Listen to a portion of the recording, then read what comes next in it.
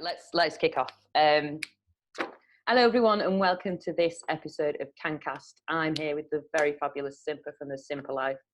Simpa has been an activist, a writer, a content creator in this space for many years, and he is well known and well loved for his ability to express his views and opinions on a lot of things, a lot of quite high level thinking, and and he talks a lot about policy and reform, and he's generally an excellent activist in this space. So it's really, really great to have him on. Welcome, Simpa. How are you doing? Hi, Carly. Thank you for having me on. Yeah, really good. Thank you for the very flattering and humbling intro. No props, no props. And for those of you who don't know Simpa, I thought it'd be worth doing a little introduction to how and why you started off in this space, Simpa. What's your how? Everyone's got a how and why in this space. What's yours? Suppose my how and why is I've kind of always been drawn to cannabis and to criminalized substances. They give me a lot of therapeutic benefit as a teenager and young adult. And then it was 2016. I went to Product Earth. One of my mates randomly turned up with some tickets and went, "There's a cannabis festival in the UK." And I went, "No, there's not." Looked into it, went, "Oh my God, we're going here." And that first day, walked in and I saw the future. I saw all of these companies from around the world. I met the UPA, the UK CSC, all of these different activist groups, all of these different people with this passion, this knowledge, and this love. And there was just this welcoming environment. And immediately I knew that this is where I wanted to be. And literally that Sunday at the UPA seminar area, I stood up for the first time I publicly spoke and got a standing ovation. And a lot of people came to the stage afterwards and we're sort of like, "Oh wow, amazing story, thank you for sort of sharing." And one of the guys was Jake from Leeds Cannabis Social Club, and he said, "You need to go start a club." So the next day I went and registered Durham City Cannabis Club as domains and set about trying to sort of build a community and sort of get more intimately involved in the community, in the fight, and in the culture in general. Were you a public speaker before that? No, I was basically agoraphobic before that point. At one point in my life, I was terrified of the sound of my letterbox because of the post coming through. And is it a benefit sanction? Is it a bill? Is it a debt collector? You know what I mean? And yeah, I went through a personal transformation involving sort of psilocybin, mushrooms, LSD, and yeah, so I was cultivating my own cannabis and getting that continuity of access to cultivars changed my world. Of being able to have that kind of smoke during the day that brought me up, really made me active, it made me creative, made me think. But then on the evening as well, something that could help sort of sedate me, that could calm me, and that could help sort of just regulate my emotional states. And then in that, I found this consistency of and continuity of confidence. And then something just happened. It was literally, I think it was actually Clark French stood at the UP going, "Is there anybody else that wants to talk?" And I just felt my arm just disappear. And I'm like, oh my God, no. And then off I go. And it was just such a like out of body experience, but doing it, it was the first time I think I've ever really truly emotively articulated myself to a room full of people without fear of judgment or reprisal. And then to have that warm reception from everybody, I think solidified in me that maybe this is something I should pursue. Yeah, absolutely. For those of you that don't know who Clark is, Clark French was the founder of the United Patients Alliance. He has MS, and he's an incredible activist who has passed that microphone a few times. Tends to have a very good gut feeling about who to pass that baton to, and has created a sort of wave of mini activists, I think, over the years, hasn't he? Bless him. Yeah. Yeah. So I suppose that it sounds like not only was the medicine, but also the environment was like quite a healing space for you, like a place to just flex your. Yeah, I mean, what I saw at that Product Earth in 2016 was camaraderie, community. I saw what I'd seen in movies and films, but I'd always kind of be like, it's wrong though, because they're still criminalizing and demonizing large swaths of their community. And so what I found there was familiarity and acceptance, an overwhelming sense of acceptance that all of the crazy notions that I had, all of these weird sort of facts that I'd learned over the years were not just welcomed. People were eager to hear them and share theirs and continue this dialogue to build to a greater understanding. And I left that place probably having met a couple of hundred people and have stayed connected with, I say, the vast majority of them. But from there, it has just snowballed out into this endless curiosity, I suppose, of what the world can be, of what it potentially has the future if we can just end the war on drugs. Yeah, absolutely. Well, maybe we should sneak away from I was going to talk to you about policy first, but maybe while we're on the subject of the way that you felt at that event, surrounded by those organisations at the time, and we know now that things have developed and changed, and some of those organisations have split, and some have gathered, and some have gone, and it's been a long time in the making, and I guess some people who will be in the community will be surprised that we are sat talking today. And I think that's because sometimes we have been not personally involved in any issue, but we've been on opposite sides of some imaginary fence. And I guess that I wondered, my first question when you were talking about that sort of like camaraderie and that feeling of belonging was, do you still feel like that now? No, it was, I think the summer of, sorry, my camera keeps flicking in and off. I think it was the summer of 2018, and it was the build up to the legalization of so-called medical cannabis in the UK. The real fractures started to appear, and it seems to be through corporate money from other countries, through vested interests that very much wanted policy to be written one way. And this then created a wedge that made this false dichotomy between the medical and the recreational consumer. Sorry, my camera. It's all right. It's a bit of a disco. We'll get there. Just worried about anybody with epilepsy, to be honest. Yeah. Okay. Yeah. So during that that campaign, a lot of money, a lot of influencers, a lot of people from other countries were then part of lobbying, and this division went. So it went from going, actually medical cannabis is just the therapeutic benefits of cannabis, to medical cannabis is a product that is designed and patented and created. And I think that as those two things sort of went in different ways, yeah, people ended up on the fault either side of it. There was no middle ground anymore. We were all forced to go, are you a legitimate, air quotes, medical patient, or are you a druggie? And the narratives and the language got so muddy around that people had to pick a side ultimately. And I think that drove families, friendships, communities, organizations into these oppositional positions that I think have left deep scars and wounds in the community and in the culture in the UK. I agree. I think it's, it's a very big subject to fit into policy, to fit into legislation, to fit into boxes, to fit into these tiny little things that we then pass as laws and regulations. And the thing about cannabis, I think, is that cannabis policy, but also just cannabis in general, the energetic of it, is that it feeds into so many different parts of people's lives, doesn't it?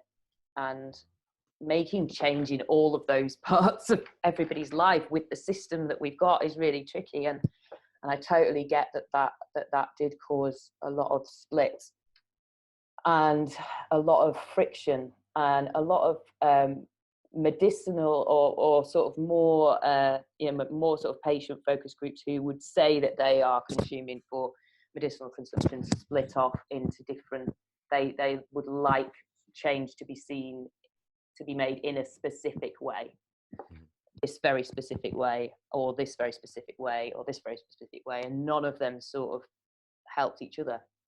Well, I think I think it was limited through almost a certain sense of, in some way, a naivety, and in others, a genuine just surprise that we actually got anywhere. I think that was the thing that really shook people, is that the campaigns had been going on for decades, the movements had been going on for a while, the rhetoric and everything else was well established.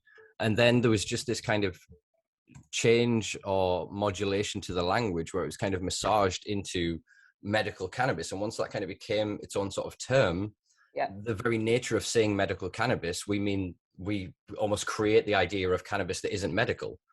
When if it all has therapeutic benefits. So again, those false dichotomies and the weaponization of language that started once policies were starting to be written, because again, the policies have to be written in very specific language. And so the creation of this, we didn't actually legalize medical cannabis. We created a prescribing system for cannabis-based medical products designed for human consumption. So it just shows the nuance of what actually happened. So a lot of us stood in Parliament Square and we backed it from all walks of life. We had patients and people there with sick children who had the rebel diehards there with foot-long joints and stuff, singing to Bob Marley and whatever else. And you had that spectrum of consumers rallying for the rights of one small part of it.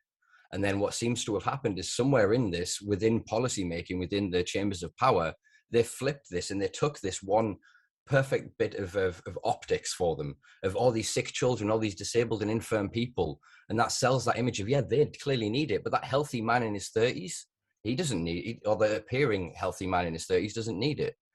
And I think that, it created these two worlds and these two camps where, unfortunately, people kind of felt they had to fit in one or the other. And because we're quite tribal as beings, and the binary nature of modern politics, we get very, well, you're not in our camp, so everything you do is bad and everything you do is wrong. Instead of going, well, actually, what are our similarities here? What do we all want?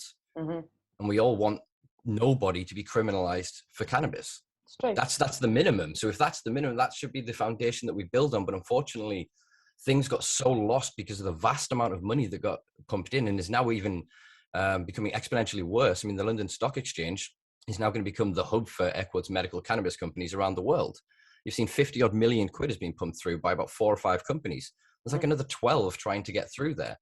So they're creating this huge hub with all of this cash, yet there's then still the dealers that are still providing the products for the vast majority of people that are consuming it therapeutically in this country are still criminalized, are still demonized, are still targeted. So I think we've missed the priorities here. We've allowed a high level capitalist interest bunch of individuals to come in, set the rules for them to profit for a system that isn't going to kick into profitability for 5-10 years. And they're not bothered about that because they're thinking of their dividends going forward, whereas we're thinking of our lives today, the suffering that we feel today, the pain that we're in today, the mental health anguish, the trauma, whatever it is that we are utilizing cannabis for, whether we recognize its therapeutic benefit or not. We should have legitimacy for that. We should have acceptance for that. We shouldn't have to go through a system of waiting till a pharmaceutical company has figured out a patentable product that is then able to treat one of your symptoms, like they did with Sativex for MS. When you ask the majority of MS patients themselves, they use raw whole plant because it doesn't just deal with spasticity. It helps them sleep. It helps deal with inflammation. It helps them eat. It helps, So again, we're missing this. And now I don't mean the grand they. I call it the medical cannabis industrial complex. Have taken all of this data into private hands now. So it's pharmaceutical companies, huge companies like Jazz and GW that own patents on cannabinoids in novel compounds to deal with things like cancer. You've just seen the glioblastoma study that's been released recently. On the research that I've just done with that for the Last Week in Weed blog that I do on the simplelife.com website, they had 3 patents for this from 2008 and 2010. They already have a patent showing efficacy in animal models. Why then are they forcing the Brain Tumor Trust to spend £500,000 to fundraise to prove their drug works, to then sell it privately at an exorbitant cost? It's a cash cow. All this is exploitation of the most vulnerable in our society at every echelon at the minute. And until all sides recognize that, and it's still my side of the fence, which unfortunately I represent adult consumers, because even though I get a therapeutic benefit from cannabis, I do not want to empower a new form of prohibition, the new shackles to be thrown on the appendages of my kin. You know what I mean? We deserve more than this. And I think the way we get there is through unity, is through recognizing, there was a lot of bad things happened over the few years, and there will need to be conversations had and things brought to light. But if we in this moment can weaponize our anger and our angst and our fear and utilize this to tackle in one voice and in one movement the Misuse of Drugs Act, I think we can get far further forward than we are trying to appeal to the healthcare establishment and big pharma to allow us the right to cultivate and to self-medicate. Yeah. I mean, I agree. I agree with what you're saying. I think that I think from my point of view, the reason that I suppose my side of the fence is that I come at this from a medicine that if I don't have, then my brain is going to melt down. My brain just melts down. I mean, I just crash. I can hardly speak, walk, think. So I suppose that as somebody who is inherently, I would consider myself a medicinal consumer, I suppose that I think, and someone who's been involved in advocacy for a while is that I think that this is going to happen in short stages. I don't think the UK is radical enough to just go, okay, we know that cannabis, and I think that there is more than enough evidence, by the way, to say that cannabis is therapeutic in whatever circumstances it's taken. And I think that, you know, we're more than capable of going fully legal, and for allowing and for having the things put into place to help sort of back end any potential harms there. But I think that we politically just there's not enough in it for them. They aren't going to back something that is just about freedom. No, with the money that's already being made, obviously we saw with the connections with British Sugar and GW with Victoria Atkins and Theresa May and their husbands. So we know of conflict of interest. We know of, say, Jacob Rees-Mogg's involvement with Sativa Investments, etc. There's quite a few. The way that it's then, they've kind of, the big fish is eating the little fish in their very small pond, and they're quite happy with that. So now there's just a few of them swimming around, but pretty soon they're going to start to starve, because if then the channels by which we're filling these private clinics and whatever else start to slow, and they're not making the quarterly profit, if they're not actually showing themselves to be a profitable business in terms of a neoliberalistic capitalist agenda, then they're going to be deemed a failure. Even if they're providing quality product and service and actually helping some people, if they're not making that profit, they're going to be deemed to not be sort of beneficial. They're going to then be replaced by something far more pernicious. And I think that's what we're seeing, is that we're getting to a point now where the clinics themselves are not informed. They are prescribing cannabis based on ratios alone. They're not telling patients about terpenes. They're then going around and literally ringing around other suppliers and going, we need a 22 to 1%. What have you got? Oh, we've got a 21 to 2. That'll do. That's close enough. And there is no continuity or consistency within this.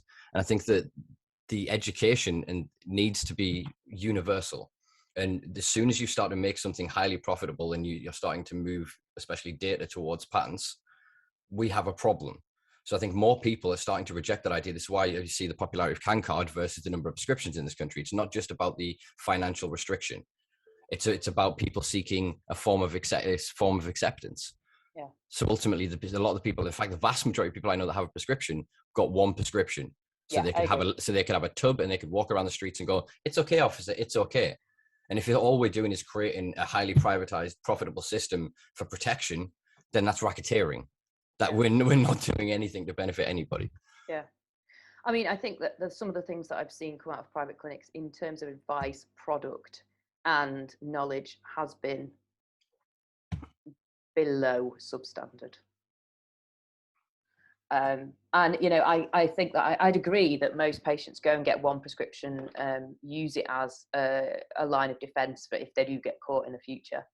The reason they're not going back is because it's expensive, is because they don't have the kind of library available to suit everybody's strain needs, because twice they've had moldy product delivered. I mean, when was the last time, Simpa, when was the last time you saw illicit market cannabis with black mold? Yeah, I mean, it's been years since I've seen black mold. Well, even then it's a thing of I suppose I live in quite because of what I do, obviously I operate in a higher world than I suppose the average consumer. But yeah, even if I were to see a substandard product, most of the vendors or dealers that I know, you would be able to contact them and go, this isn't right. They would look at it, and if they agreed, they would literally remove their product from shelves, as it were. They wouldn't then sell it on, because again, that's part of their brand image. Whereas if you're the only one that's selling it and you know these people need it no matter what, and they don't have an education on, why does that smell a bit stale? What's this little discoloration there? What's that? If they don't have that base knowledge, they're not going to be able to make an informed decision. And that then becomes a consumer's rights issue. So as you were talking about before about policies that are infringed by this, we, again, air quotes, legalize medical cannabis, but we didn't do anything around drug driving. We didn't do anything around personal cultivation. And even the vast majority of the clinics are not informing their patients that they cannot combust their cannabis. The combustion of the cannabis negates its special Schedule 2 properties, and it becomes a Schedule 1 street drug. Yeah, absolutely. There's so much sort of, I wouldn't say misinformation as much as there is missed information, because a lot of the doctors, don't get me wrong, a lot of the people in the clinics generally seem to be people that have a passion and either come from long-term medicine, they genuinely care, they want to see good. But to them, they've just learned about this magic thing called the endocannabinoid system, and there's THC, and that's kind of bad, but sometimes good if I prescribe it, and the CBD, and that's good. And they've got this real limited knowledge base. And it's the thing I heard Mike Barnes speak of is that the vast majority of the patients are far more informed than the doctors. And this is the first time they've experienced this paradigm. Yeah. And so I can imagine it's quite frustrating to them. And I imagine quite a lot of them, because of coming from high-end academia, will almost respond with a sense of, you're wrong. If I don't know it, you can't be right. And rather than going through a point of self-education and research, they're then just denying people access. They're just going, you're wrong. It's not a legitimate medicine. No, you're wrong. Yeah, absolutely.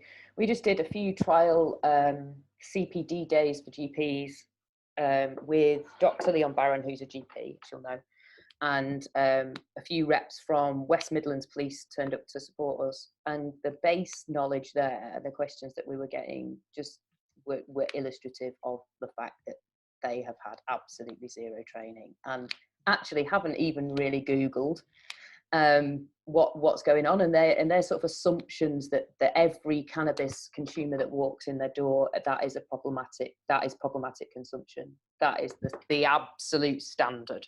Even sometimes with CBD, is that, you know, there is something amiss and they are using something off the formulary.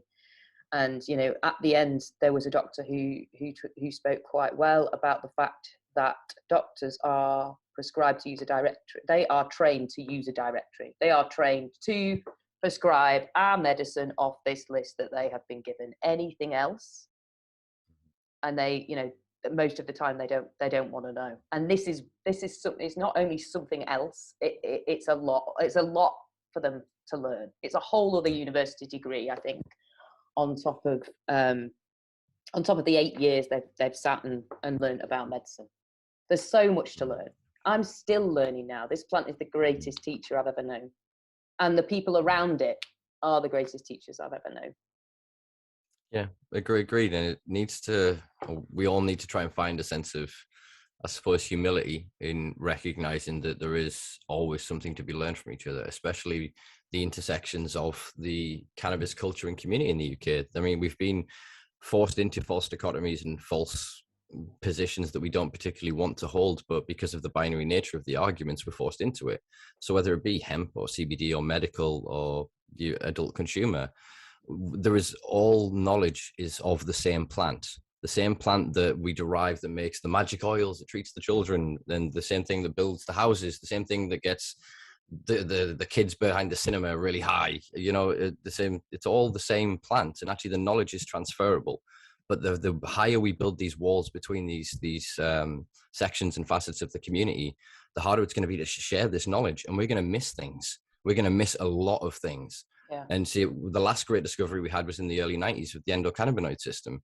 Now, the majority of research, we're hearing trickle bits, or you get abstracts from papers. So like THCP, when they've come out with like CBDHQ and stuff like that. Where is the vast majority of that research? It's privately held in academia or in pharmaceutical research. So I think that if we allow that, they have to be the gatekeepers to that knowledge, we lose so much more benefit to the rest of it. You know, we now know that 1% THC, for example, in your agricultural so-called hemp crops will drastically improve the health of the plant, the functionality of it, the flower development, everything else, even the carbon sequestration of it. So there's so much more that can be benefited, but having these arbitrary groups defined by ignorant legislation is going to keep us all running around in the dark, just trying to feel for an exit. Is that by design, or is that by uselessness? Or a bit of both? Yeah, I was going to say it's a bit of both. I mean, it's the whole thing of the Goebbels thing of the big lie. So you told the big lie, you repeat it often enough, and eventually it becomes truth. And that was what the war on drugs was. It arrived that cannabis is dangerous and it's bad. We never evidenced it. We just kind of went, okay, we listened to it. And then each generation has built their knowledge off that previous generation. So going, how is it bad? When my mum said it was bad, her uncle Gary's nephew's daughter's dog did something with it one time and it was bad. There's always that third, fourth hand anecdote of something that has this, that's why. And no one really thinks to do that independent research. And I think it's not necessarily laziness. I think we're just energy efficient as human beings. And majority of us just don't want to put extra energy and effort into learning something that is especially going to then change and alter our worldview. we're very defensive of our worldview. We typically arrive at 18, something like that, and go, this is the world. And very few things ever challenge us.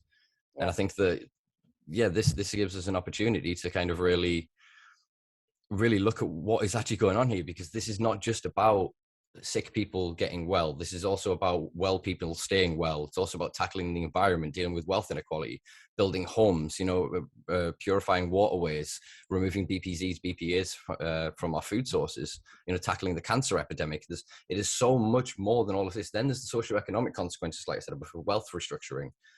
That is the true power of this plan. Yet we're still here because 1 in 20,000 people will have a precipitous event that can lead to a temporary form of psychosis. That's nothing. That is absolutely nothing. I mean, more people die from anaphylaxis from nuts, yet we don't go to war with peanuts. We've labeled everything clearly. Warning, contains nuts. Same thing should be true of cannabis, of alcohol, of any other drug. As long as it is correctly packaged, it is correctly labeled, and then the people that consume, trade, and store it do so correctly, there should be no issue here. And if we remove the sensationalism of drugs, you won't have kids trying to get high.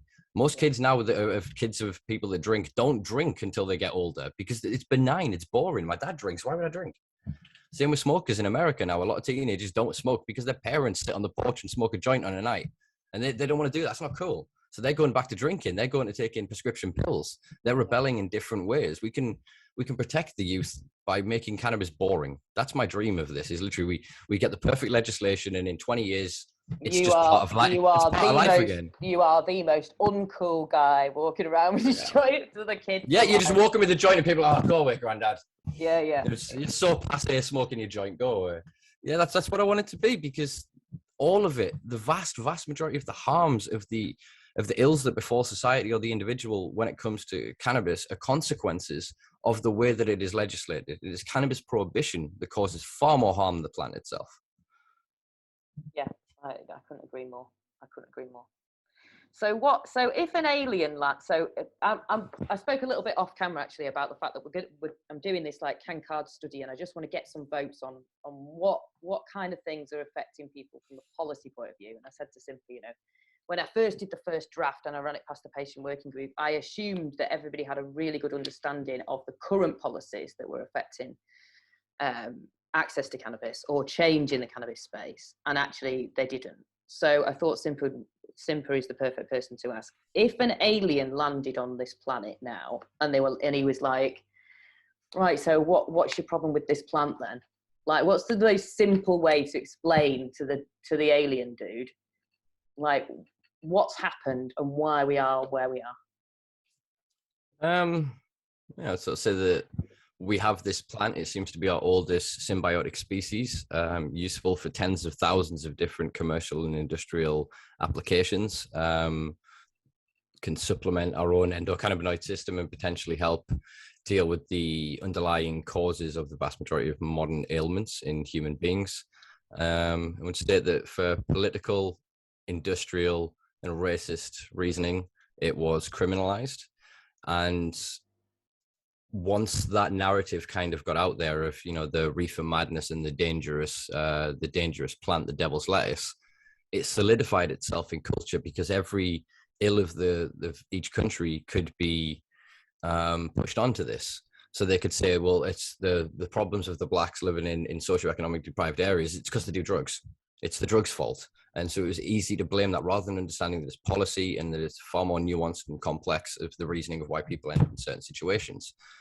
And then from that, the people died. A generation of people died that knew the truth, that knew they lied. And this new generation were born in a world of only knowing the lie. And it's like Plato's allegory of the cave. We are not aware of the puppet masters. We are not aware of the shadow dance. We don't know there is a world out there. And what is happening now is we're in a renaissance of knowledge, where because of the same corruption within industry that sought to ban cannabis's industrial properties, whether it be timber, whether it be sort of copper, whatever, they are now realizing that their resources were finite, and that they are not infinite. and now they've had to change their business models. And so oil companies are becoming energy companies and investing in bioethanols and graphene and things like this, which are derivable from cannabis. So now they're changing, and we're coming out of this dark ages of ignorance, of fear, and of hate that was being forced upon this plant. And we're in a wonderful era of we're going to win anyway. The only difference is the timescale. We can either unify today and create a one arcing cannabis policy that is everything. It's agricultural, industrial benefits, it's medicinal, therapeutic potential, the right to get high and to enjoy it hedonistically.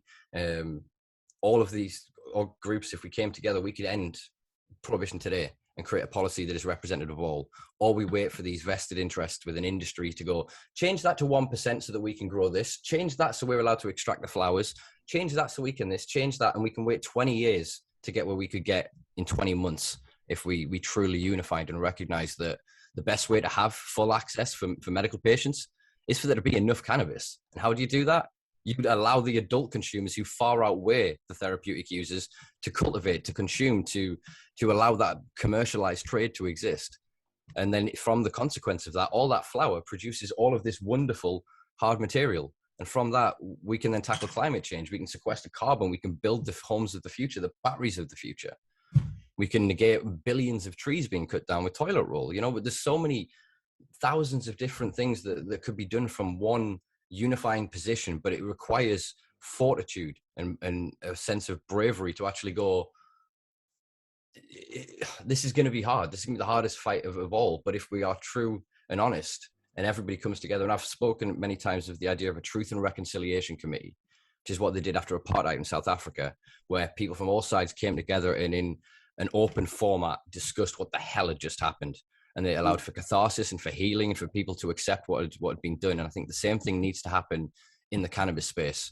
And I recognize that a lot of us, I hold my hand up, myself included, have been misguided, misled, weaponized against others within the campaign. And yeah, it is together we move forward. And that, Mr. Alien, is why Clark French passed him the baton that day. I think we can just mic drop there. Do you think we'll get there? Do you think we could? Do you think we can come together and agree on what needs to happen? Yeah, I think we're actually.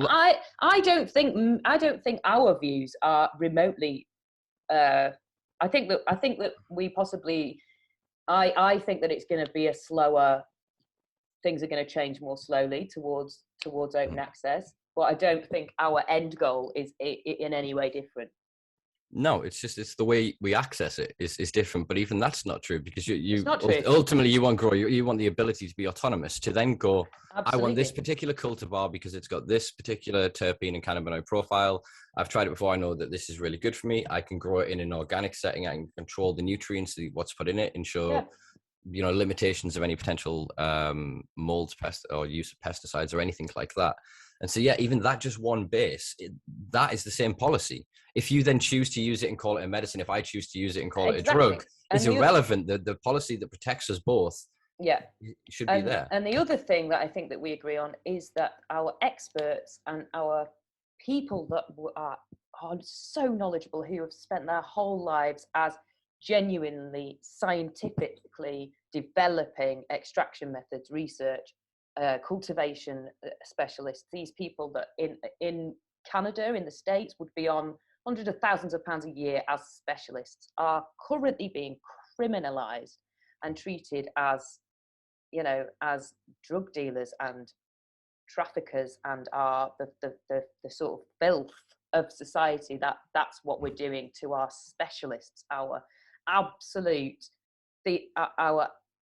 our mine of information and our mine of knowledge to help treat people, to help look after people, to help develop things. Those are the people who I think that we agree on that point as well, Simpa, is that I think that they should be given the opportunity to share their knowledge, to expand it, to further their research methods, to develop different things without fear, to help their local community, and to be part of the change, and to have their own businesses, small businesses, to be able to be part of this, and for it not to be something where big business comes in and takes over from the people who have been here putting in the sweat and tears and the graft and supporting people while prohibition has been Exactly. Yeah, perfectly put. Is this is what I seek is the legitimizing of the legacy market, because this isn't some magic thing that a couple of years ago somebody stumbled across it and went, oh my God, I've just found this magical new thing that's medicine. It's been here for forever. There have been people that have died. There have been people that have been put to death for trafficking oils, for trafficking products to try and just help communities and heal people around the world.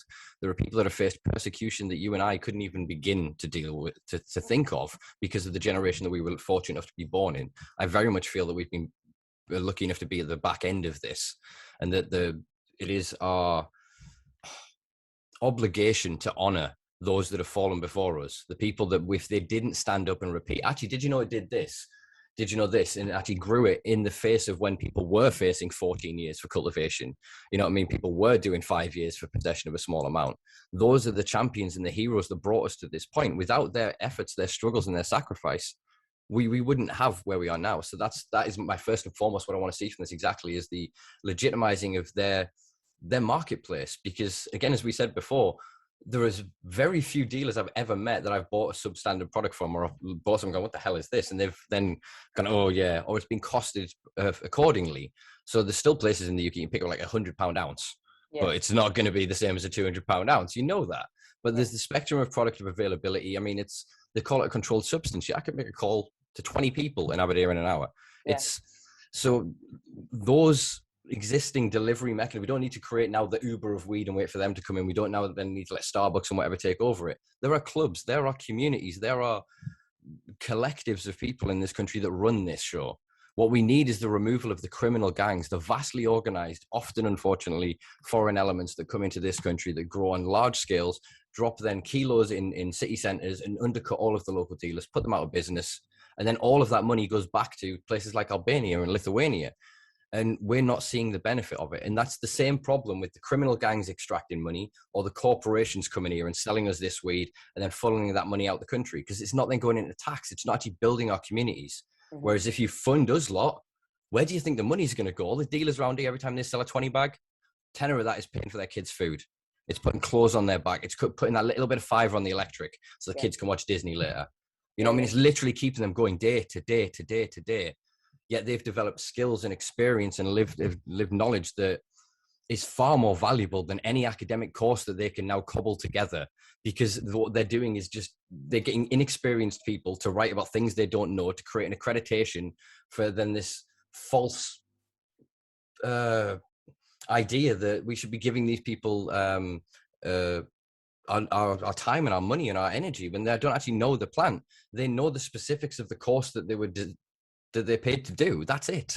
So we've got quite a few CBD specialists in this country, but none of them know how the hell it regulates with THC. They don't understand things like co-crystallization of terpenes and cannabinoids. They don't care about other ratios. They don't care about metabolizing higher doses of CBD into other cannabinoids. They're not interested in any of that because it doesn't affect, it doesn't affect their marketing. It doesn't affect their bottom line. Mm-hmm. And these are the people that need protecting first and foremost. And actually, sorry, jump in one more. I think we're a lot closer than people think. With the work of what's gone on with Seed Our Future and Outlaw and a few others, there are people now. I've stood in court with somebody's Mackenzie friend recently to challenge a charge, and more people are doing this. They're standing in litigant in person in magistrates and pushing themselves to Crown to challenge the efficacies of the laws, because actually we've been sold the biggest lie. Cannabis isn't illegal. It's unlawful. Mm-hmm. So anytime that you're charged with being in possession of something illegal, boom, instantly your case disappears. Yeah. This is what we're starting to discover now. So the masked madman that is the wonderful guy, Outlaw, him and his legal services that he's launching later this month, they're just basically trying to negate the law.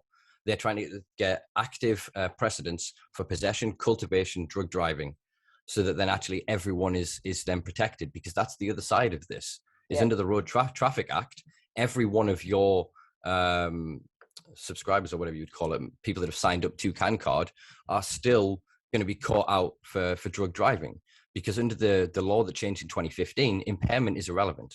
Yeah. It's about the arbitrary level of 2 micrograms of THC per liter in your blood. So there are these holes in policy that are not then protecting us, that actually we can nullify through collective efforts. Totally. And there's also, there's holes in drug driving, there's holes in social housing, there's holes in family court issues.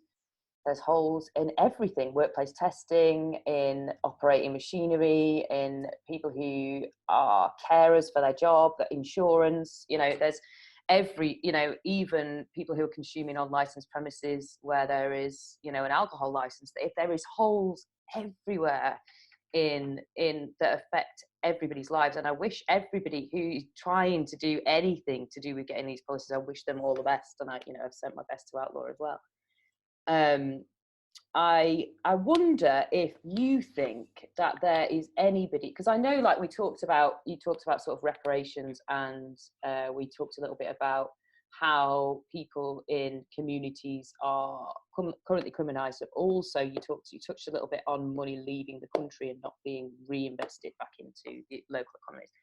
Now, I know that in the States, obviously, they've had a bit more, because it's so state driven. Obviously there is a federal law, but it's so state driven that they all have different, they've all done it slightly differently.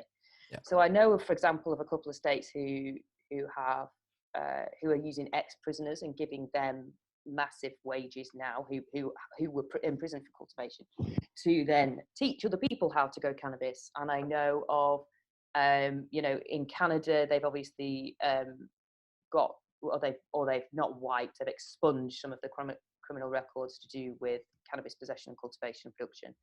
And in some places in the States, they've also got laws around who can run the businesses, who can run the dispensaries, and where that money has to then go, how that money is spent. Do you think that any of those small sort of trial-y state projects, do you think any one of those has got it right?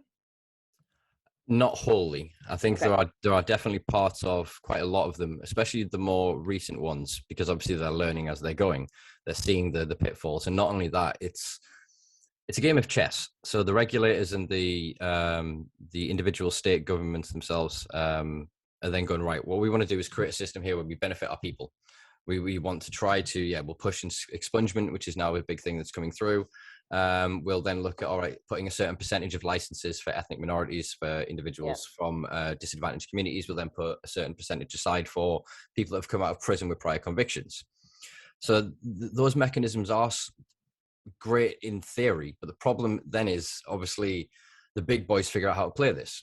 So Mexico is a prime example. Their legalization is being stalled out because originally they wanted to sign off 500 domestic licenses.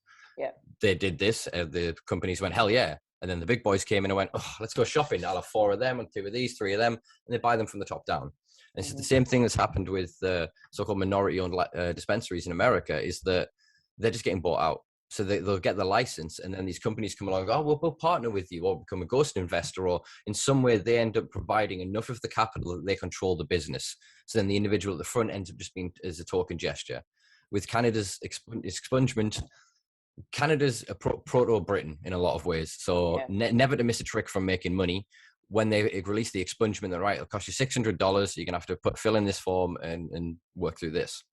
I think the last time I wrote about this was the start of this year, and I think there was still less than 700 out of an estimated 250,000. So they are trying to sort of reform, and there's pushes to move or reduce that amount of money that it's then going to take for you to go through the expungement. Yeah. But it just shows that it's not quite there. There's a wonderful group who I can't think of off the top of my head in Illinois, and they protested outside Curaleaf, which is one of America's biggest collective groups of dispensaries. They own, I think, 107 across 23 states. And they were protesting for reparations. Yeah. And so they were literally like, how is it that these guys can be here? They can monopolize this industry. They can actually lobby to keep other dispensaries away from them to ensure their profit. And then they're not paying money back to the communities that they're now actually actively impoverishing. Because again, the same mechanism that they've built, most of that money leaves the state. It doesn't then go back into that local economy. Whereas the local dealers and the collectives of individuals who actually care for where they live, they're going to stay there. You know what I mean? If you give the dealer around here who's been here 10 years the opportunity to open a shop down the street, he's not going to move. He's not going to cash out and go and live on some beach somewhere. He's going to want to see his people rise. He's going to want to put money back into the community. He's going to want to see prosperity, opportunity, and hope. And that is the biggest thing that this plant, I think, offers, whether it is the relief of pain or the management of symptoms, or it is the escapism of the brutality of often modern day life, or even just the idea of a better, cleaner, healthier, more efficiently run and more beautiful world to live in. It is that underlying hope of this. And I think that transcends every divide of this. You have the quite sort of hippie-ish, naive hemp farmers that are going, well, yeah, THC is bad and we don't want cannabis, but hemp is good. Even their efforts are still moving towards that hope. The efforts of just even the medical cannabis industrial complex, the idea of removing us from opioid dependencies, which still in this country killed half of all of the people who died last year from drug overdoses. Half of them were opioid based. All these different things that can be done from the individual pursuit of those channels. But as I've said, that'll take us a lot longer than if we stop now, put pause on this and go, right, let's be honest. Cannabis and hemp is the same damn thing. Hemp is a colloquialism for a collective of cultivars that are less than 0.2% THC. That is it. It's not a subspecies. It's not a genus. Stop trying to make it a thing. It's only there because of legislation. Even the same sort of with medical is then, rather than compounding the term medical cannabis, saying the therapeutic benefits of cannabis, because then it's about, you can abuse cannabis. Don't get me wrong. So you'd still get some minor benefit, but actually maximizing the dose and the efficiency of the efficiency of it would maximize the efficacy of it. So it's the knowledge base there is the difference. And I don't think that comes from a doctor going, well, we did a trial of 200 people, or we studied the metadata of 1,000 people with this illness and say that you need this cultivar. What do you know about my metabolism, about my lifestyle, about how sedentary I am, how active I am, how I sleep? You know, there's so many more variables that go into every nuance of this that can only be discovered if we all stop, kick the walls down and talk about this thing. Yeah. So that's what the main thing I hope people take away from this. As we've touched on during this recording, I think a lot of people will be surprised that we're recording and doing this. But I arrived at a point during lockdown of recognizing that I was personally heading in the wrong direction. I'd become quite angered and quite, blinkered into a certain worldview of rebelling against anything that wasn't within my sort of sight line. And during that period of pause and reflection, I think I was able to see the larger picture. And I'm hoping that others can take that opportunity to do the same, because we are not enemies. Medical versus rec is not a thing. Hemp versus CBD is not, hemp versus cannabis is not a thing. CBD versus THC is not a thing. It's all cannabis. We're all cannabis people, and we all want the ability to grow it, to consume it, to trade it, and to do so without punitive measure. And the sooner we recognize that commonality, I think the sooner we can start moving forward. Yeah, I agree. I think that I had a similar sort of, COVID is interesting, isn't it? Because it's kind of like a global pause. It's kind of like everybody went on their own little retreat, and everyone had to go inwards, didn't they? We were sort of confined to our homes. We were very restricted. All of our distractions and things were taken away, and it was a really reflective period for most. So I really hope that that's some good for the world. And I think for me, one of the things that I realized more recently was that I'd sort of been an activist with my own voice, but had possibly been making assumptions about where things need to go and what things need to happen, and what people want. And that's why I decided I was going to do this study of this survey and just ask, and whatever it is that comes out of those votes, I'm just going to take that forward and try and use my resources to try and fight for whatever it is that comes out as what people want and need. Because I think that too often, as activists, as people who are so, I suppose you're the same, we spend all day living and breathing this thing, don't we? And it becomes really easy to then assume that you know it inside out, but actually, who knows it better than the people who are directly affected by things as they are, and those people now deserve a voice, a platform, to say exactly what it is that they want and need, and what it is that they're worried about, what it is that they want to change. So I think that's the humbling thing of it, isn't it? Is to recognize our own blind spots. It's just like get out of your own way, isn't it? Sometimes, And I think that's very much a position that I felt with previous to this project, with Durham Club, was then ended up almost just creating the events and stuff that I wanted to see, rather than sort of trying to hear what the community wanted and build something more representative of them.